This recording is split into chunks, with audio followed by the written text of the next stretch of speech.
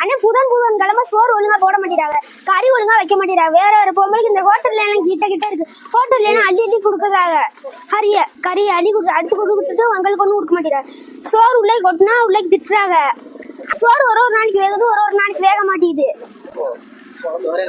சோறே நல்லா இல்ல. முதல்ல பாயில அங்கிட்டு வேற ஒருத்தவங்களுக்கு அவங்க பக்கத்துல இருக்க கொடுத்து விட்டுறாங்க.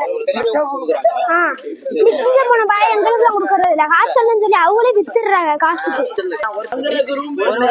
நாங்க தங்கம்லாம் இருக்க மாட்டோம் அப்படின்னு அதனால யாரும் இங்க பெரும்பாலும் தங்க மாட்டாங்க. அந்த காரணத்துக்கு 40 பேர் இருக்காங்க, 40 பேருக்கு 2 கிலோ கறி 3 கிலோ கறி எப்படி 40 பேர் 50 பேர் வரும்.